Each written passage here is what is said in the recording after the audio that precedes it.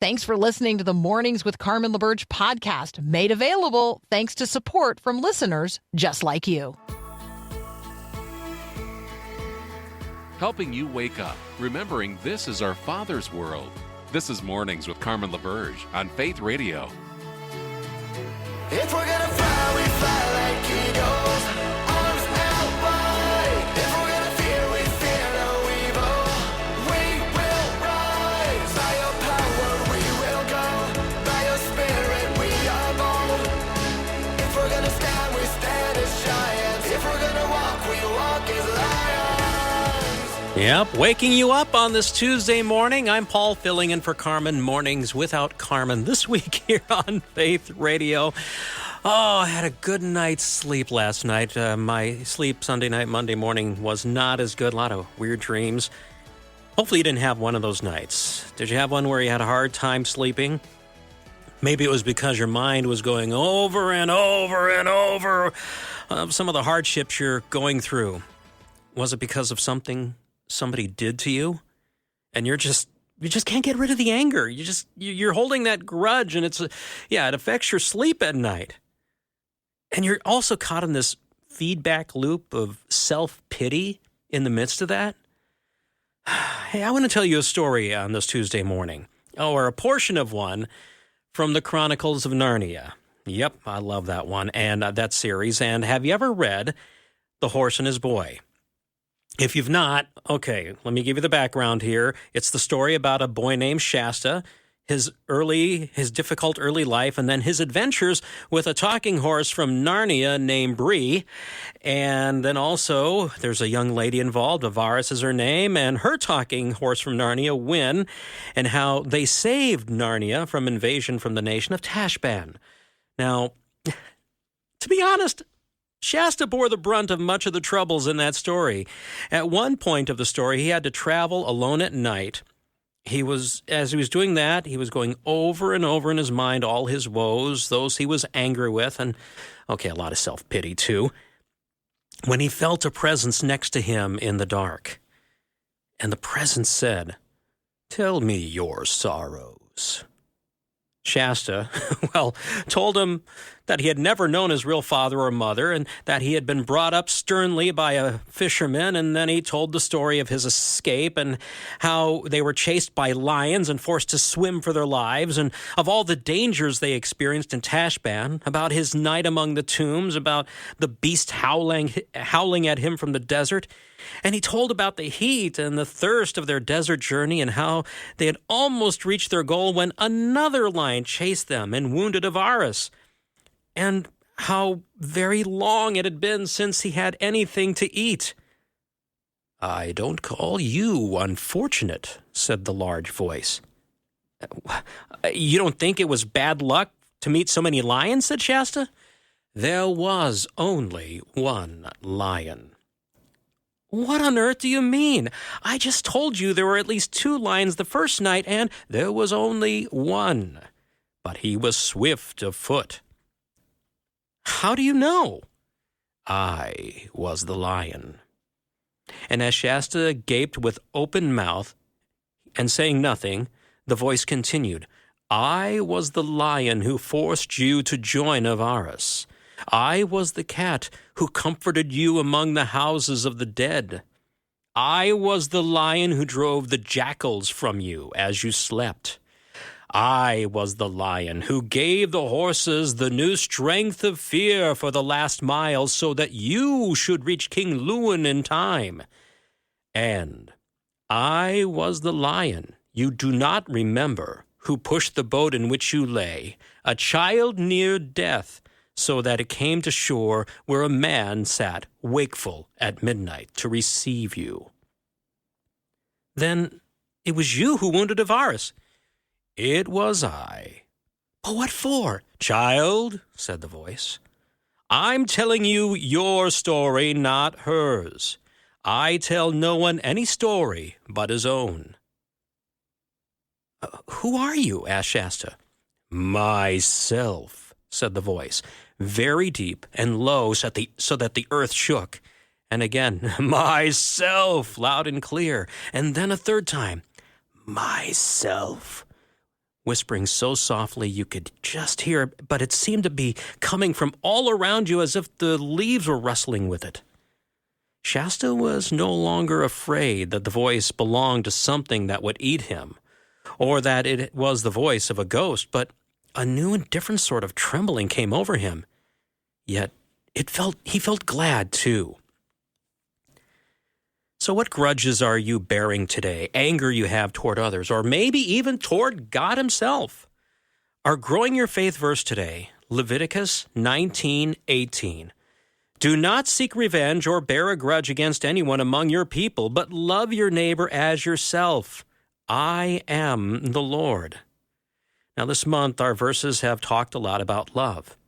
And it's easy to let grudges build up and desires for revenge to overcome you, really to poison you and weaken you, destroying your ability to love rightly as God calls you to do, and yes, as God does himself. We can fixate on offenses and on those who offend us, but that blinds us to what God is doing. Now, as you heard Aslan retell Shasta's story, he added a lot of key missing details in putting those supposed woes, those offenses, in the right perspective. And God is hoping you do this and more with our verse today. Yes, he calls you not to seek revenge. Yes, he calls you not to bear a grudge. But why? Because just as Aslan proclaimed himself the active agent in Shasta's story, God does the same and even more. Note those last 4 words of the verse today. I am the Lord. As much as we want to and do say to God, but don't you see what that person did to me? Doesn't it matter to you? The thing is, he did see. Yes, it does matter, more than you know. But he's also working all things together for the good of those who love him and are called according to his purposes. Again, the reality is, there's a lot we don't know, but God does. And there's a lot that God is doing that you don't know. I remember a John Piper quote, God is always doing 10,000 things in your life, and you may be aware of 3 of them. There's a lot you don't know. But the call from God is the same, to be like him, to be the lover, to love your neighbor as yourself. Let God handle the story from there, and rest yours in his. Well, again, this is Mornings with Carmen as we help you apply the mind of Christ to the matters of the day. And among the things happening today in Michigan is their primary. They're both Republican Democratic primaries. On the Republican side, former President Trump is likely to win, as he did in South Carolina and all the previous states, and even in Nikki Haley's home state, South Carolina. Still, she insists on continuing. Now, why do some people continue even in the face of likely failure? What is it actually? There's something in there that I think we need to understand, and I hope Nick Pitts from the Institute for Global Engagement will help us contemplate that in just a few moments. Again, thanks for listening this Tuesday morning. I'm Paul, filling in for Carmen here on Faith Radio.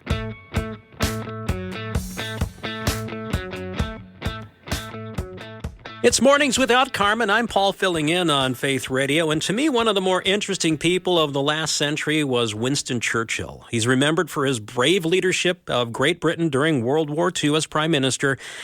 But, not too many years before the war, he was considered a failed politician, a wash-up, a has-been.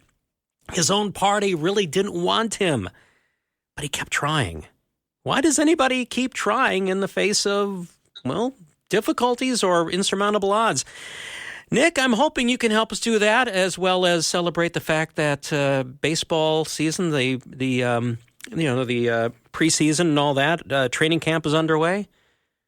Well, Paul, so great to be with you this morning from Dallas, Texas, which just happens to be home of the Texas Rangers, the World Series champions of last year. And we are hoping to exercise that same grit that Winston Churchill did back decades ago, as well as what Nikki Haley is doing as she makes her way through this presidential campaign of 2024. Yeah, let's talk about that, because Nikki, she hasn't won a primary yet. She continues on. She actually lost backing from the Americans with Prosperity Action, which is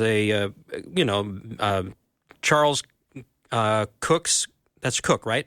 I keep forgetting Coke. Coke, The the Koch brothers. Well, I mean, they were helping Haley out, but they're saying, no, we're going to refocus our spending efforts on state and Senate races. And so they're moving on. But Haley says she's continuing. Now, there's something we really think we need to learn from Haley's example, though. Yeah, there's a wide variety of theories as to why she's continuing to run, right? Some are pointing to the fact that perhaps she's continuing to run. Should something happen, she will be positioned well and have won a number of delegates. Others are positing that she's running just for the sake of history to show that there was a contingent similar to Goldwater, similar to Nixon in the past GOP primaries that have indicated that they're dissenting from the majority opinion. But I think regardless of whatever theory that you want to posit as to why she's running, what she continues to remind all of us, Republicans and Democrats, is the value of grit. Angela Duckworth has the seminal work on grit as of late. I love that book. Actually, my wife loves that book. I hope to read it sometime, but I've heard her story and some interviews around it. And anyway, I interrupted. Continue. Oh, no. It's an incredible book because we all know individuals that have talent, right? But there's a distinction and a difference between someone that has talent and someone that actually has accomplishments, right? We even know this for those who have ears to hear in the parable of the talents with Jesus, that he's given some 1 talent, some 2 talents, some 5 talents. And he calls us to invest those talents in such a way that we might be able to multiply and do well, to be the good and faithful steward that deploys those talents for the glory of his name and for the good of this world. And what I love about what Duckworth does in Grit and what we're seeing exemplified in the Haley campaign is it's this understanding that you're tying this work ethic and this endurance for a larger purpose. And she uses this parable of the bricklayers that I think is just so poignant for our purposes. And she says that there's the 3 bricklayers and they're asked, what are you doing? And the first says, I'm laying bricks. The second says, I'm building a church. And the third says, I'm building the house of God. And so the first bricklayer that's just laying bricks has a job. The second that says that I'm building a church has a career. But the third that says I'm building the house of God has a calling. And I'm not sure as to the motivations and rationale because the heart is mysterious and no one knows why Nikki Haley is continuing to run. But here's what I do know, that we all have to exercise some form of grit, whether that's in our jobs, at home, or away from the house, whether that's with our relationships that we have, whether that's with the families that we have been placed and put position within from the Lord God Almighty. And grit is required for each and every one of them, as the good Dr. Luke would say, for us to be able to grasp the richness of life. For you, I mean, I mentioned Winston Churchill before, a guy who had a lot of grit. Who are some of the people who have inspired you, I think, especially those you think do it with and you use the phrase godly grit in your post at the briefing. There we go. Yeah. Like, I mean, if you just look at from a Republican, just look at the Republican party for the past, let's go back 60 years, right? There was a Goldwater faction, that the famous Goldwater speech in 1960, where he was like, grow up, Republicans. He had exercised grit and said, now is my time.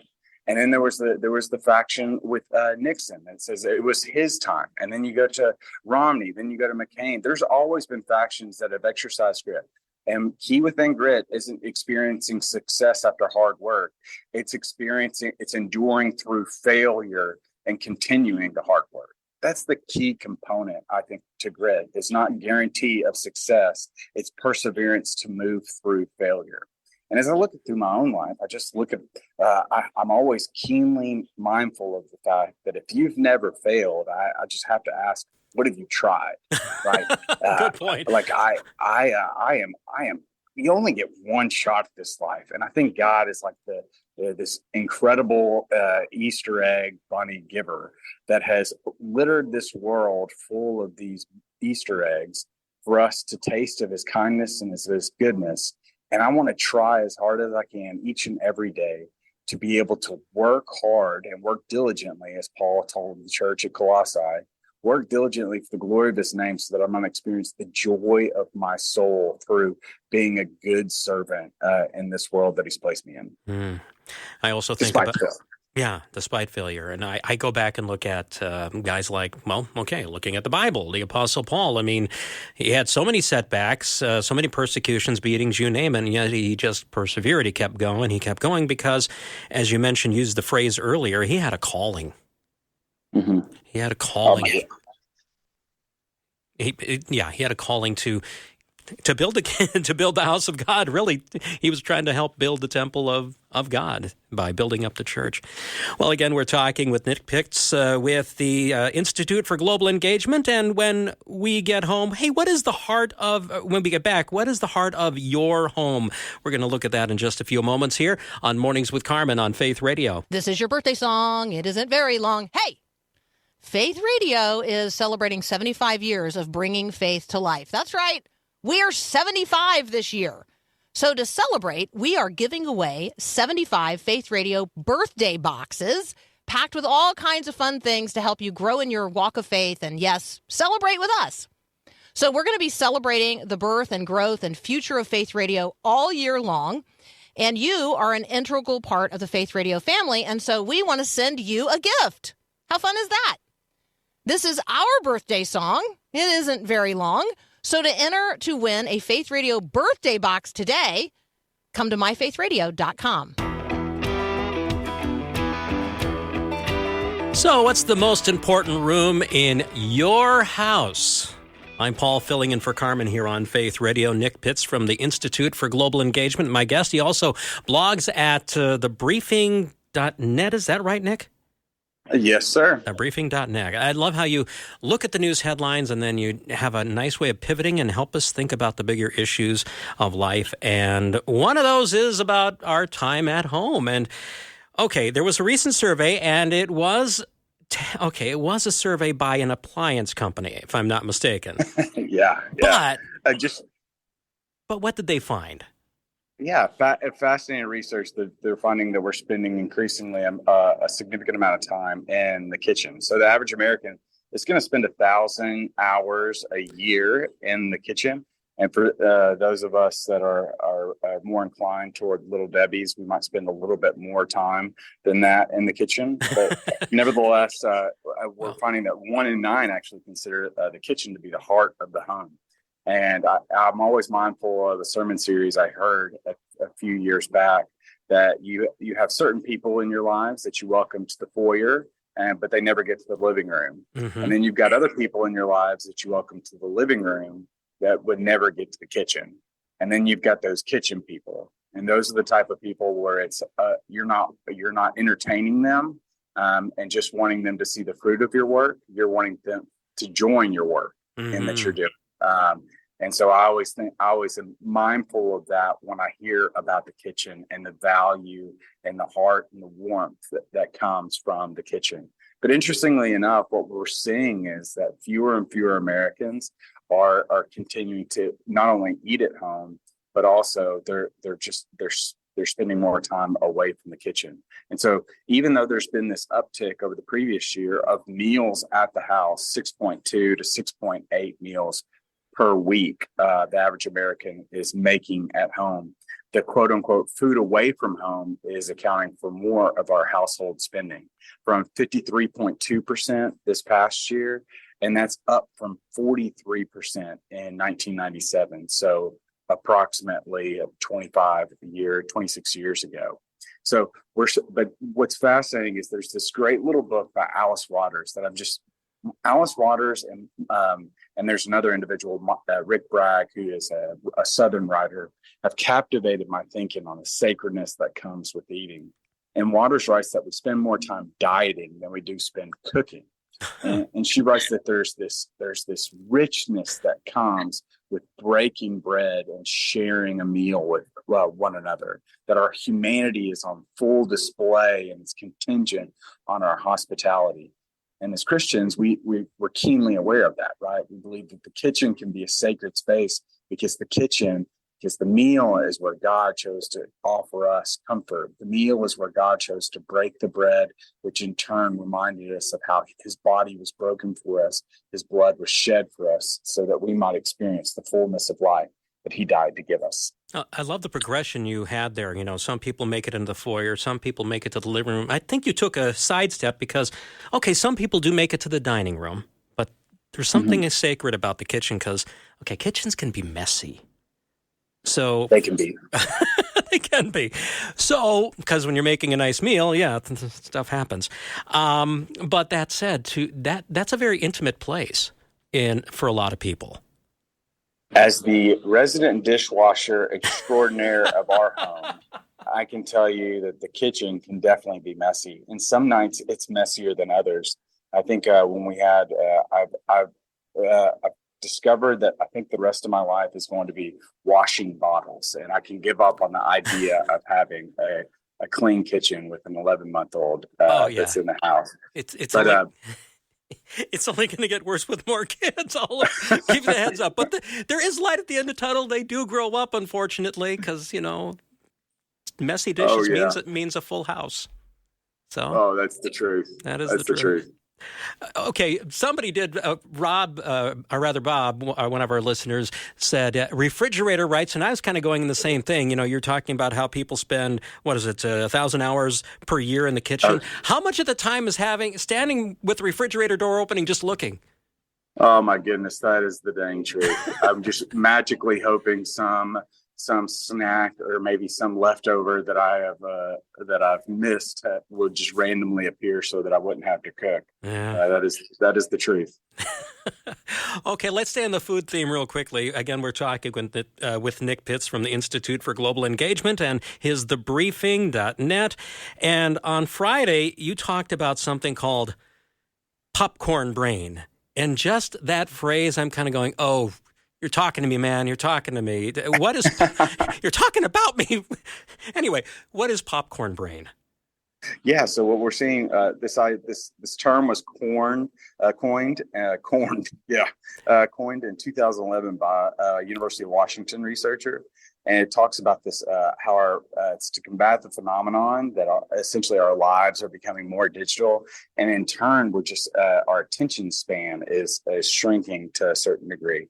What's fascinating about this is there's this great book. I always love this. I love the imagery of whether it's popcorn brain or in this instance, you're an individual that's riding on a jet ski. Nicholas Carr's got a great book called The Shallows, and he talks about what social media and what this digital landscape is doing to us, in that we used to be individuals that we would dive deeply. We were scuba divers that would just delve deeply, whether it was a book that we were reading, and even today, whether it was a long movie that we would watch, or just a movie we would watch. But now 90% of Americans, when they're watching a movie, are on their phone. And so no longer are we scuba divers, but now we are individuals that are like riding a jet ski upon the waves. We're not really diving deeply anymore. And it's causing us we can't even read through an article online, just a small article online, without opening up another tab to some thought that we had related to what we were reading. And it's just talking about the shrinking of concentration and how important it is for Christians, especially for us to not only take captive every thought, but also to be mindful of where we're giving our attention to, because the greatest asset that we have is the time that we give. Okay, this is a kind of tangential, but it's not. It has to do with music in this regard.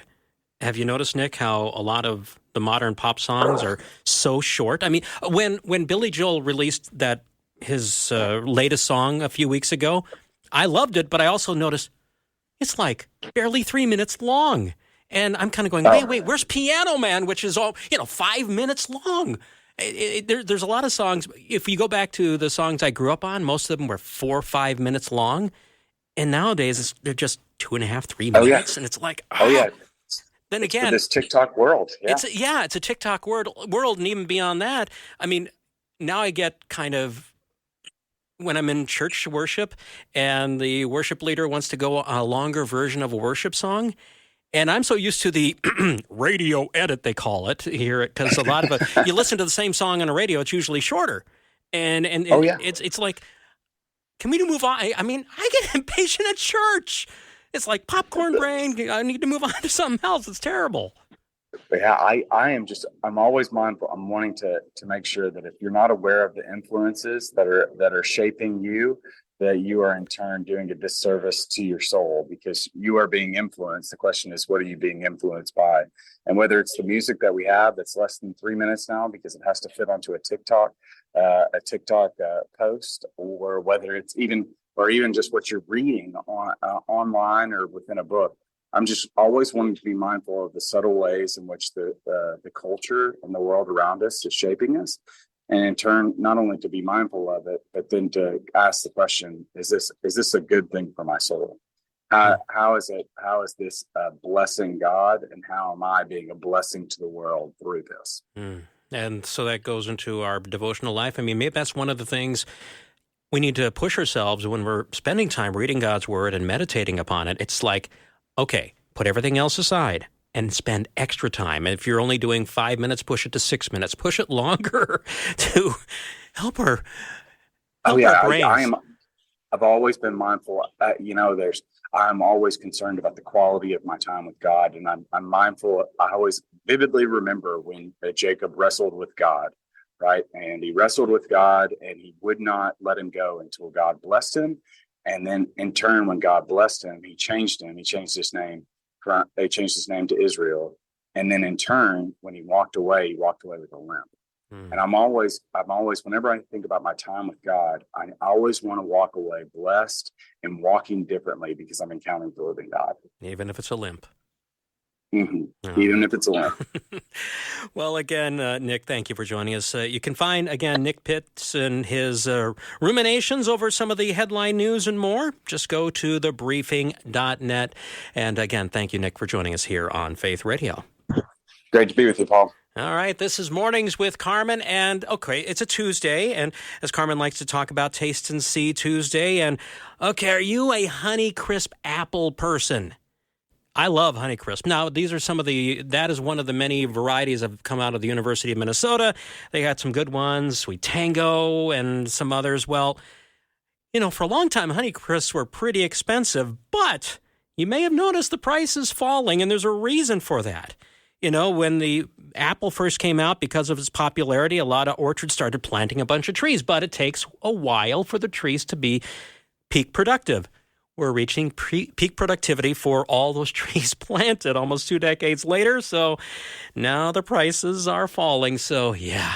Oh, somebody else said another good apple is the Envy, is it? Yeah, that one's pretty good, too. I like Sweet Tango, though, and I'm trying to remember the other one that's really good. It's like a Honeycrisp, just a little more tartness to it. Because I like a good Haralson. I grew up on those, which is a really tart apple tree, and they're good. They make great pies. But Envy, yeah. Jazz, Kim says jazz. Love jazz, too. Well, coming up in a few moments, Luke Moon is going to join us from the Philos Project, and he helps us keep an eye on what's happening around the world and help us bring the mind of Christ to bear, and there's a lot happening, including yesterday, some major announcements with the Palestinian Authority, and we'll hopefully be talking with Luke about that shortly as we help you connect faith to life here on Faith Radio. All right, more comments coming in on the text line, which is 877-933-2484 when it comes to apples. Let's see. Somebody said Pink Lady. A couple of people talked about Pink Lady apples, which I don't believe I've had, so I'm going to have to try that. And then Mary says, hey, Spartan, Macintosh, Granny Smith, Jonathan's, Golden Delicious, some of her favorite for cooking. I tell you, Mary, if you haven't used a Haralson and mix that with like the Honeycrisp and a few others in a pie, mixing the apples, you're missing it. Anyway, joining us now, Luke Moon from the Philos Project, and also he writes at times in Providence Magazine. Luke, do you got a favorite apple? Well, I say a Honeycrisp is probably where I'm at right now. Yeah, you said that. I was the Pink Lady's probably chasing behind, but yeah.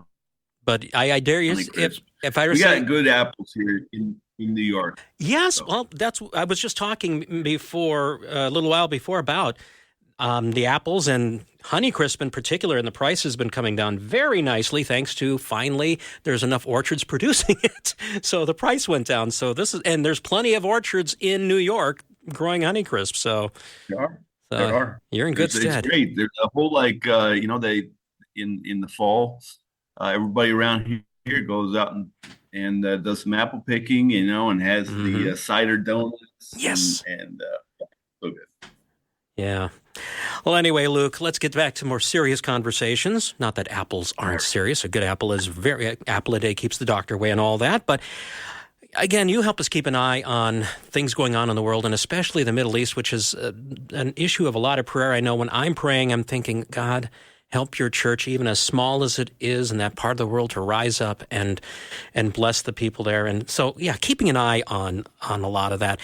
And I'm glad you do that. Now, something happened yesterday, along with some airstrikes Israel did against the Hezbollah forces in Lebanon and taking out a commander there. But yesterday, there was big news regarding the Palestinian Authority, where the prime minister, I'm not going to try and pronounce his name. He resigned. What's that? Yeah. Staye. So Mohammed Staye. Something like that. Yeah. Staye. I'm sure I'm butchering it myself. Oh, okay. That's But tell us what's going on there and why it might be of importance. Yeah, well, the Palestinian Authority, the prime minister, as you say, and not just him, but actually the whole government resigned yesterday in order to form a unity government between the Palestinian Authority and Hamas. Now, for years, probably 10 years, there's been attempts to form a unity government. Most of those have been negotiated by, I think the Egyptians tried, the Qataris tried, the Emiratis tried, but all of them failed to form a unity government between Hamas and Palestinian Authority. Because basically in 2006, there was it's almost like a civil war within the Palestinian territories, both in the West Bank and Gaza, and they killed each other pretty brutally. The Palestinian Authority members were thrown off roof buildings in Gaza, and Gaza was taken over by Hamas, and the Palestinian Authority was kicked out. Now, move all the way up to 2024. Hamas is basically boxed into a small corner in Gaza, the sea at one end, IDF on two sides, and Egypt, which is not opening any doors, on the other. And Hamas is like, okay, maybe we can do this unity government thing, and the Palestinian Authority is all right. Well, let's make it happen. I'll tell you, the real impetus for it is that the Biden administration wants to reward Hamas by declaring a two-state solution, recognizing the Palestinian Authority over the whole area, over Gaza and the West Bank. And they can't do that if the Palestinians themselves are not united. And so really the impetus of this has nothing to do with whether or not the Palestinian Authority and Hamas actually will work together or form any kind of actual. Okay. It more has to do with the fact that the Biden administration wants to set up a Palestinian state, and they can't do it with the two fighting. So it comes down to that. It is real. It's actually surprising. I was kind of a little surprised by it yesterday, but also what it means is, here's the kind of political dilemma. If for not only for Israel, but also for the United States, because can the United States participate in talks or negotiate or even speak with a government where they have terrorists within the government, because Hamas is designated by the United States as a terrorist organization. Right. And as soon as they go into and form a government, it's like, it's putting poison into the bread dough, right? And makes it wonder, like, well, can anybody eat the dough? Eat the bread? No, not really. I mean, it moves, it kind of shifts the conversation a little bit, but it makes it actually perhaps even harder to negotiate some kind of solution. Right. I hadn't read that deeply into it, that Hamas was, they're trying to get Hamas to join the Palestinian Authority. And again, Hamas, which my understanding is when it comes to Israel, they have only one policy, and that's annihilation. Yeah, it is. That is. And I mean, here's the thing, that also, though, the Palestinian Authority leadership, none of them have denounced what happened on October 7th. And support for Hamas in the West Bank is over 75%. Yeah. And so the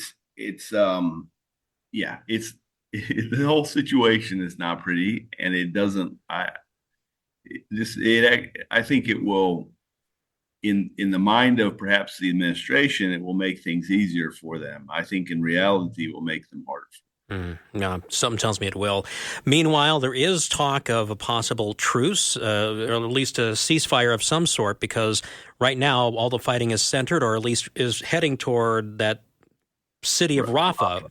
And that's where there's the remains of Hamas at this point, you could say. Yeah.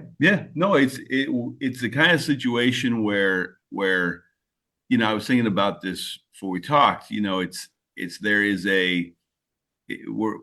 The whole of the rest of Gaza has been taken by Israel, by the IDF, and it means and they haven't found both Sinwar, who's leading Hamas, and they haven't found the remaining 131 hostages, which means that they are in Rafah, because they haven't found them anywhere else. So Rafah is the place where they're at.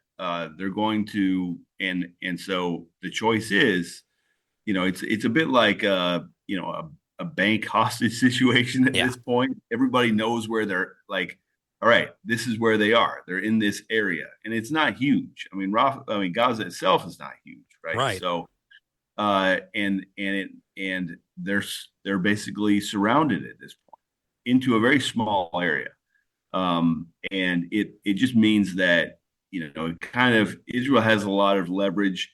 There's a lot of pressure on Netanyahu and the Netanyahu government to basically make some, like, get the hostages out, the ones who are still alive, in a negotiated way, as and kind of they've done what they need to do, and they can kind of let the bad guys go, and they'll get them later. That's my sense on the moment.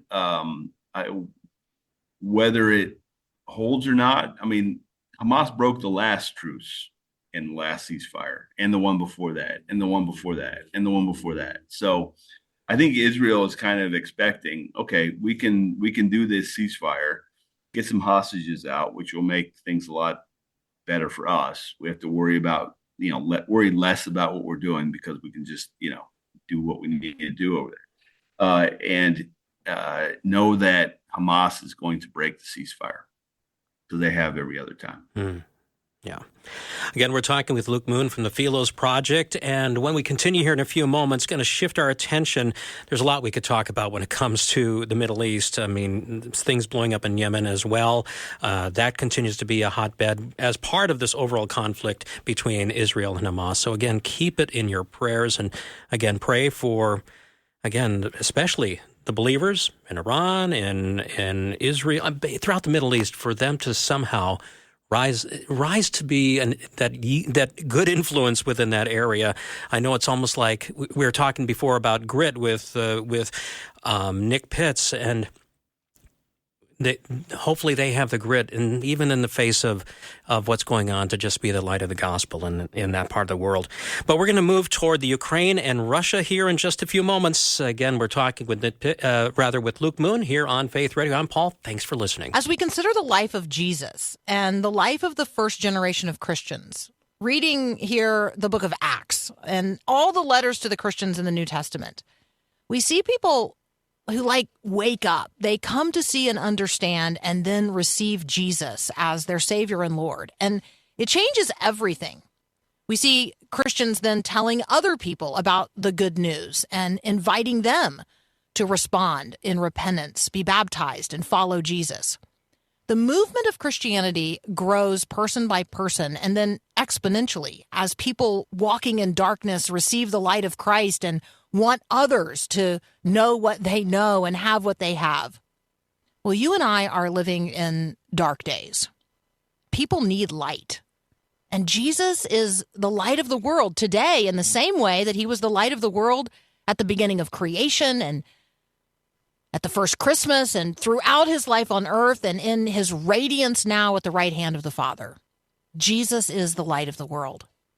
So if you're walking in darkness of any kind today, I invite you to consider Jesus. If you'd like to know more about what it means to begin a relationship with Christ or to chat with someone about it, just text the word faith to 41224. Again, remember, you're made in God's image. You're his. If you're looking for something to do, not this, but next weekend, March 8th and 9th, there is the Set Apart Women's Conference coming up at the University of Northwestern. It's not just in person. There's also an online option as well. Crystal Evans-Hurst will be one of the speakers, as will Lisa Harper. Learn more at this special website, setapartconference.com. I'm Paul, continuing and filling in for Carmen, and we're continuing our conversation with Luke Moon. And Luke, off air, we were talking. I want to bring this out because, again, I've been praying, God, mobilize your people. And you're saying, oh, they are. God is mobilizing them. Yeah, there's just like I said, I don't know as of right now what's going on in Gaza with the Christians there. There was only 900 total Christians in Gaza. They were all in the north. I think they're doing fine as far as I know. In the rest of the country, there's been so much of an outpouring of support for Israel. Organizations like I think it's called the Fellowship of Israel Related Ministries. They've raised, I think, something in the range of $11 million to just, help support families who are displaced, internally displaced people in Israel, people who are living either within a mile of the border with in the north of Lebanon. They've all been evacuated and are living in hotels. And then people who are in the south, who lived in the Gaza envelope, they are all kind of also living in hotels. And so there's a lot of organizations, a lot of ministries that are helping take care of them. But there's also this, there was a story somebody sent me yesterday of Jews who are wearing who have begun to, like, they can't make there's a little box they put on there. There's a verse that says, you shall write the law on your forehead, right? Mm-hmm. And so there's a prayer in which you wear a strap around your arm and a box on your forehead. And in the box is the law, basically. Mm-hmm. And they can't make them fast enough. Okay. You can't buy them anymore. They're sold out around the world. And they take a long time to make, so it's kind of a pain, but because they're made with skin, so like leather. Mm-hmm. But there's that, and then I was, pretty on right after the war. I mean, I get a lot of these kind of reports, but there was a guy, who I watched a video of him, and he was, Orthodox Jewish guy, and he said, we trusted in the IDF to protect us. We trusted in our guns. We trusted in our technology. We trusted in the Americans and the Europeans, and we trusted in everybody, and they all failed us.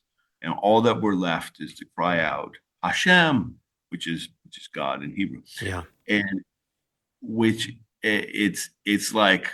It's like it reminds me of all those biblical passages. Yeah. You don't trust in chariots and don't trust in Egypt, but trust in me, right? Mm-hmm. And exactly, and that's what's happening right now in Israel. This is like real awakening to, to the reading of the Bible, right?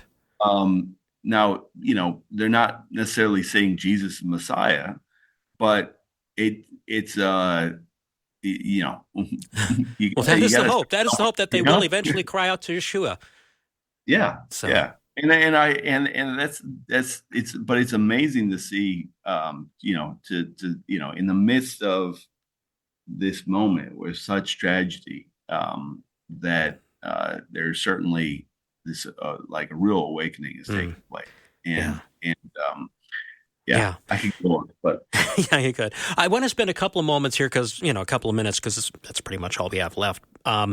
Now, recently, Alexei Navalny died in prison in Russia, and finally his remains were given to his family after a lot of back and forth.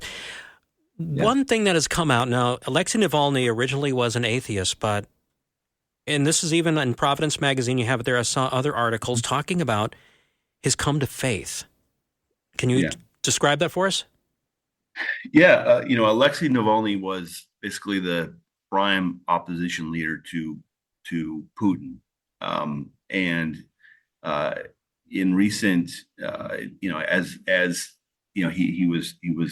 he died in prison in the Gulag. Some are saying he was murdered. A lot of people are saying he was murdered. It's assumed that he was murdered. But there's been, as you say, a bunch of articles talking about some of his public declarations in which he said, he has said, actually leaning into the Beatitudes, blessed are those who will hunger and thirst for righteousness, for they will be filled. And then also in several interviews, he would quote also Matthew 5, blessed are you when people persecute you and say all kinds of evil against you. And, he is going to be one of those, the men of renown that I think people will speak about who, unlike Dr. King or Václav Havel or even Alexander Solzhenitsyn, all of whom did not die in prison, neither did Mandela. But it's, there is a power to being willing to go back. I mean, he chose to go back to Russia, knowing that when he went back, he was kind of like Bonhoeffer in some respects. Yeah, like Bonhoeffer, exactly. And he chose that. He chose this path, and it ended up in his death. But it becomes a Obi-Wan Kenobi. I will become more powerful than you can possibly imagine. I mean, it really is. I mean, that's the there's a verse that comes to mind: unless a seed falls to earth and dies, it cannot grow back 100-fold. Right. Like it is the fact that he became a man of faith means that we not only will we we get to see him in glory, but the other we have to wrap it up. We have to wrap it up quickly here, Luke. Thing is that we got to wrap it up. Basically, he only dies once.